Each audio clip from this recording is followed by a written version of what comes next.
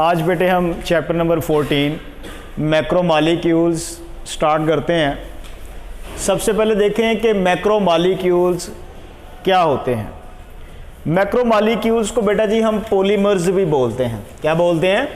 Polymers, यानी कि ऐसे मॉलिक्यूल्स जो छोटे छोटे रिपीटिंग यूनिट्स जिन्हें मोनोमर्स कहा जाता है उनके कंबाइन होने से बनते हैं। ठीक है, उन्हें आप क्या बोलते हैं? Macromolecules. Those molecules, those polymers which are formed by repeating units called monomers. ठीक है ना, उन मॉलिक्यूल्स को आप क्या बोलते हैं? मैक्रोमॉलिक्यूल्स। मैक्रोमॉलिक्यूल्स का मॉलिक्यूलर मास बहुत हाई होता है। कितना हाई होता है बेटा जी? 10,000 से ज़्यादा होता है। ओके हो गया। मैक्रोमॉलिक्यूल्स का जो मॉलिक्यूलर साइज है वो कितना होता है बेटा जी? 10,000 से ज़्यादा होता है। अब जिस मेथड, ये जिस प्रोसेस के ज़रिए ये मोनोमर्स आपस में ज्वाइन होते हैं उस मेथड को बेटे हम बोलते हैं पॉलीमराइजेशन। क्या बोलते हैं? पॉलीमराइजेशन। ओके हो गया। तो शॉर्ट क्वेश्चन पूछा जा सकता है कि व्हाट आर मैक्रोमॉलिक्यूल्स, तो आप बताएंगे कि those molecules, those polymers which are formed by repeating units called monomers and having a high molecular weight greater than 10,000 are called as macromolecules or polymers। ठीक हो गया बेटे। पॉलीमर्स का कंसेप्ट या मैक्रोमॉलिक्यूल्स का कंसेप्ट सबसे पहले स्टोडिंडर ने 1920 में इंट्रोड्यूस करवाया। अब बेटा जी मैक्रोमॉलिक्यूल्स की दो टाइप्स हैं उनकी नेचर की बेस पे। एक होते हैं ऑर्गेनिक और एक होते हैं इनऑर्गेनिक। इनऑर्गेनिक कौन से हैं? इनऑर्गेनिक मैक्रोमॉलिक्यूल्स को आप जॉइंट मॉलिक्यूल्स भी बोलते हैं, जैसा कि बेटा diamond, graphite, sand. Multiple choice question में पूछा जा सकता है। ठीक है, कि which one is inorganic macromolecule. तो याद रखिएगा, आपकी बुक में कौन सी एग्जाम्पल है बेटा जी? डायमंड, ग्रेफाइट और सैंड। ये क्या है? ये इनऑर्गेनिक मैक्रोमॉलिक्यूल्स हैं। जबकि बेटा जी दूसरे ऑर्गेनिक दो तरह के हैं। एक बेटा जी बायोपॉलीमर्स हैं और एक सिंथेटिक पॉलीमर्स हैं। बायोपॉलीमर्स मिसाल के तौर पे lipid, protein, carbohydrates, nucleic acids. जबकि बेटा जी जो सिंथेटिक हैं वो कौन से हैं बेटा जी? प्लास्टिक्स हो गए, इसके अलावा रबर हो गए या सिंथेटिक फाइबर्स हो गए, यानी कि मैन मेड पॉलीमर्स। हों वो ऑर्गेनिक ही, लेकिन वो आर्टिफिशियली आप प्रिपेयर करते हैं। ओके हो गया। तो ये बेटा जी इनकी दो टाइप्स होगी। अब स्ट्रक्चर के लिहाज से इनकी टाइप्स अगर देखी जाएं तो स्ट्रक्चर के लिहाज से ये तीन तरह के होते हैं: लीनियर, ब्रांच्ड और बेटा जी इंटरकनेक्टेड।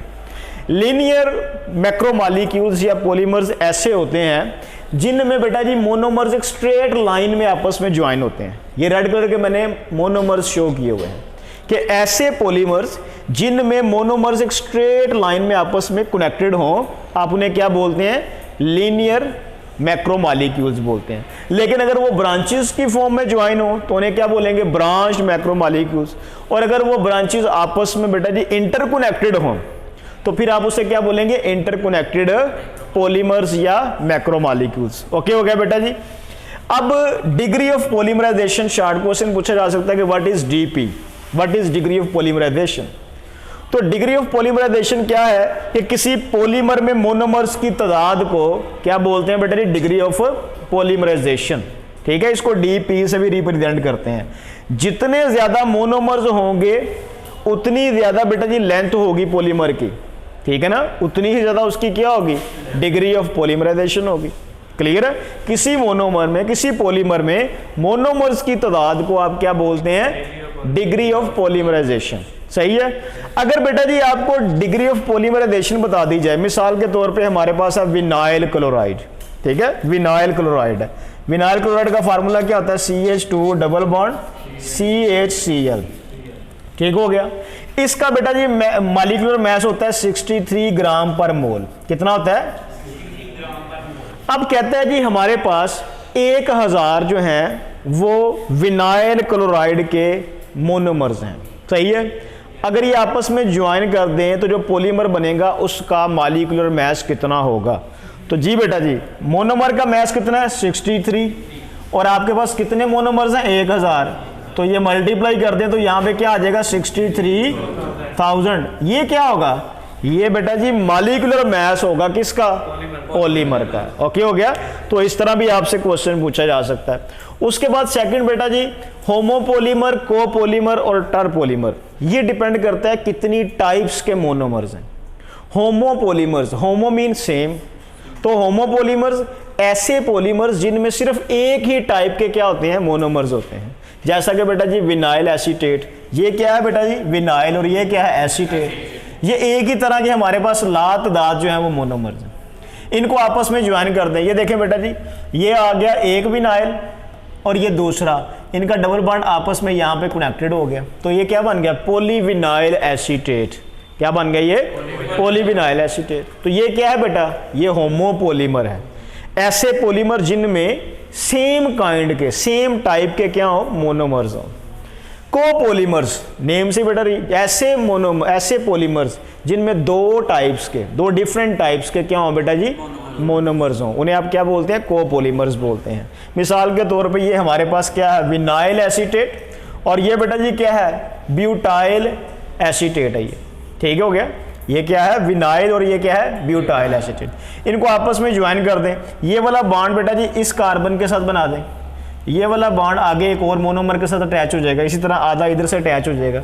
तो ये दोनों को आपस में कनेक्टेड कर दें तो ये चेन चलती चली जाएगी और ये हमारे पास एक कोपोलीमर जनरेट हो जाएगा। ओके हो गया। तो यहाँ पे देखें दो तरह के जो है वो मोनोमर्स आपस में ज्वाइन हो रहे हैं। उसके बाद टरपोलीमर, ऐसे पॉलीमर जिनमें तीन टाइप्स के बेटा जी क्या हो, मोनोमर्स हो। मिसाल के तौर पे कहता है कि हमारे पास जो वेदर रेजिस्टेंट पेंट है इसके अंदर तीन तरह के मोनोमर्स जुड़े होते हैं। वो कौन कौन से बेटा जी, ब्यूटाइल एक्राइलेट, मेथेक्राइलेट और एक्राइलिक एसिड। ये तीनों आपस में ज्वाइन हो गए क्या बनाते हैं बेटा जी, वेदर रेजिस्टेंट पेंट। ऐसा पेंट जो कि क्या होता है, जिसके ऊपर मौसमों का असर नहीं होता। उसके बाद बेटा जी जो इनकी थर्मल प्रॉपर्टीज हैं, इसकी बेस पर पॉलीमर्स की दो टाइप्स हैं, एक थर्मोप्लास्टिक्स पॉलीमर है और एक थर्मोसेटिंग पॉलीमर्स हैं। ठीक हो गया, थर्मोसेटिंग प्लास्टिक पॉलीमर। जो थर्मोप्लास्टिक्स हैं ये बेटा जी ऐसे पॉलीमर हैं जिनको आप हीट करके दोबारा फिर सॉफ्ट कर सकते हैं। मकसद क्या है कि आपके पास पॉलीविनाइल क्लोराइड प्लास्टिक है, आपका वो ग्लास है प्लास्टिक का, आप उसको बेटा जी गर्म करें, मेल्ट करें और रीमोल्ड कर लें दोबारा फिर किसी और शक्ल में। ठीक है ना। तो जो थर्मोप्लास्टिक पॉलीमर्स होते हैं इनको आप रिपीटेडली क्या कर सकते हैं, हीट करके सॉफ्ट कर सकते हैं, रीमोल्ड कर सकते हैं। ठीक हो गया। जबकि बेटा थर्मोसेटिंग प्लास्टिक पॉलीमर्स हैं, ये ऐसे हैं अगर इनको हीट कर दिया जाए तो ये डीकम्पोज हो जाते हैं। ये सिर्फ एक ही दफ़ा हीट होकर इनकी जो शेप बन गई थी ये वही शेप में रहेंगे। अगर दोबारा इनको रीयूज़ करना हो, रिसाइकल करना हो तो रिसाइकल नहीं किया जा सकता। मिसाल के तौर पे ये मोबाइल की केसिंग ही है, अगर इसको हीट करो तो ये रीमोल्ड नहीं हो सकती, ये डीकम्पोज हो जाएगी। तो ऐसे प्लास्टिक्स, ऐसे पॉलीमर क्या कहलाएंगे बेटा, थर्मोसेटिंग पॉलीमर्स कहलाएंगे। ओके हो गया। तो ये सारे का सारा लेक्चर बेटा जी ऑब्जेक्टिव टाइप है। इसके अलावा बेटा जी ये MD कैट का सिलेबस भी है। क्या सब बच्चों को क्लियर है? ओके हो गया जी, नोट कर ले बेटा इसको।